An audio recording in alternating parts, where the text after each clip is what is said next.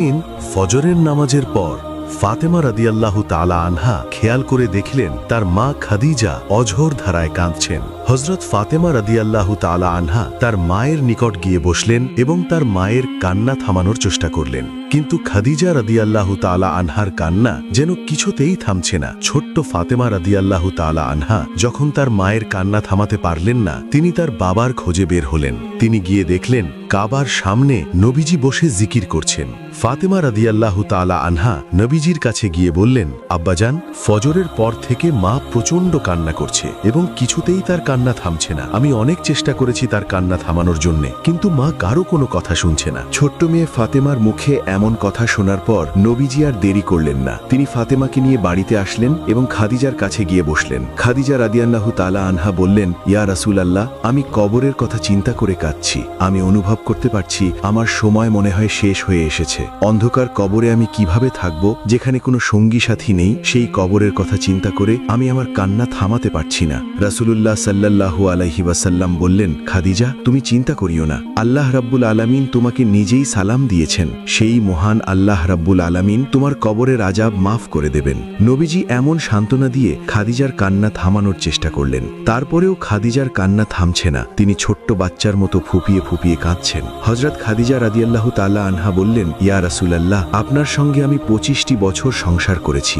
কোনোদিন কোনো জিনিসের জন্য আপনার কাছে জেদ করিনি। আপনি যা দিয়েছেন তাই নিয়ে আমি সন্তুষ্ট ছিলাম। আজকে আপনার কাছে আমি 3টি জিনিস চাইব, আপনি কি আমাকে দেবেন? নবীজি অশ্রুভর নয়নে খাদিজার দিকে তাকিয়ে আছেন এবং কোমল কণ্ঠে খাদিজাকে বললেন, হে খাদিজা, তুমি বলো কি চাও? আমি আমার জীবনের বিনিময়ে হলেও তোমার আবদার পূরণ করার চেষ্টা করব। হযরত খাদিজা রাদিয়াল্লাহু তাআলা আনহা বললেন, হে আমার প্রাণের স্বামী, আমার প্রথম আবদার হলো আপনার পুরাতন একটি জুব্বা আমি ধুয়ে পরিষ্কার করে রেখেছি। আমি যখন ইন্তেকাল করব, আপনার সেই পুরাতন জুব্বাটি আমার কাফনের কাপড় হিসেবে ব্যবহার করবেন। আপনার পুরাতন জুব্বায় আমাকে মুড়িয়ে কবরস্থ করবেন। নবীজি বললেন, হে খাদিজা, এমন অযৌক্তিক আবদার কেন করছো? তোমার ইন্তেকালের পর আমার পুরনো জুব্বা দিয়ে কেন তোমাকে দাফন করব? এতে করে তো মক্কার লোকেরা বলাবলি করবে যে একজন প্রভাবশালী এবং ধনাঢ্য মহিলা, যে কিনা একসময় মক্কার মধ্যে সবচেয়ে বড় ধনী ব্যবসায়ী ছিল, সেই মহিলার মৃত্যুতে একটু নতুন কাপড়ও জুটল না, স্বামীর পুরাতন জুব্বায় তাকে কবরস্থ করা হয়েছে। তুমি এমন আবদার কেন করছো? হযরত খাদিজা রাদিয়াল্লাহু তাআলা আনহা বললেন, হে আমার স্বামী, আমি বিশ্বাস করি আপনার পুরাতন জুব্বা যদি আমার শরীরে থাকে, তাহলে আমার শরীরকে জাহান্নামের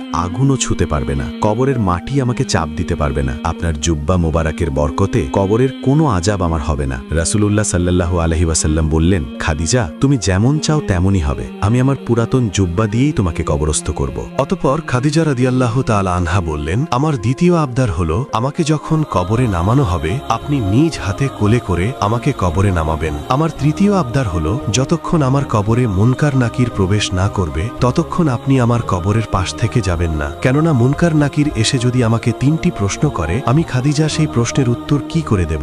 আপনি আমার কবরের পাশে দাঁড়িয়ে থাকবেন, আমার হয়ে আপনি নিজেই আমার প্রশ্নের উত্তর দিবেন। রাসূলুল্লাহ সাল্লাল্লাহু আলাইহি ওয়াসাল্লাম খাদিজাকে বললেন, হে খাদিজা, তোমার সব আবদার আমি পূরণ করব ইনশাআল্লাহ। এরপর খাদিজা রাদিয়াল্লাহু তাআলা আনহা ফাতেমার উদ্দেশ্যে বললেন, মা ফাতেমা, আমি যতদিন মক্কার জমিনে ছিলাম, তোমার বাবাকে অনেকেই হত্যা করার চেষ্টা করেছে, কিন্তু আমি সর্বদা তোমার বাবাকে আগলিয়ে রাখার চেষ্টা করেছি। তোমার বাবার দাওয়াতি কাজে আমি সহযোগিতা করেছি, ইসলাম প্রচারের কাজে তোমার বাবার সাহস জুগিয়েছি, সুখে দুঃখে সর্বদাই তোমার বাবার পাশে থেকেছি। আমি তোমার বাবাকে তোমার হাতে তুলে দিয়ে যাচ্ছি। তুমি তোমার বাবাকে আগলিয়ে রাখবে। যেমন করে একজন মা তার সন্তানকে আগলিয়ে রাখে, ঠিক সেইভাবে তুমি তোমার বাবাকে আগলিয়ে রাখবে। তোমার বাবার সুখে দুঃখে সব সময় তুমি পাশে থাকবে। অতঃপর খাদিজা রাদিয়াল্লাহু তাআলা আনহা ইন্তেকাল করলেন। খাদিজার ইচ্ছামতো নবীজি তার পুরনো জুব্বা মোবারক দিয়ে খাদিজাকে মুড়িয়ে দিলেন এবং নিজেই খাদিজার জানাজা পুড়িয়ে খাদিজাকে নিজ হাতে কবরে নামালেন।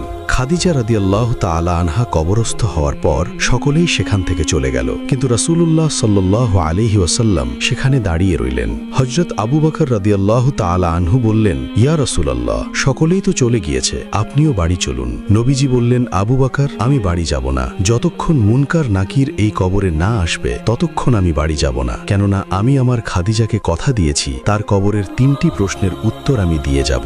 এভাবে পুরো দিন কেটে গিয়ে সন্ধ্যা চলে আসলো। তখনও নবীজি খাদিজার কবরের পাশে দাঁড়িয়ে আছেন। এমন সময় ফেরেশতা জিব্রাইল আলাইহিসসালাম এসে নবীজিকে বললেন, ইয়া রাসূলুল্লাহ, আল্লাহ রাব্বুল আলামিন আপনাকে আদেশ দিয়েছেন এখান থেকে চলে যাওয়ার জন্য, কেননা আল্লাহ রাব্বুল আলামিন নিজেই খাদিজার কবরের 3টি প্রশ্নের উত্তর দিয়েছে। আপনি কোনো চিন্তা করবেন না, খাদিজার কবর এখন জান্নাতের বাগানে পরিণত হয়েছে।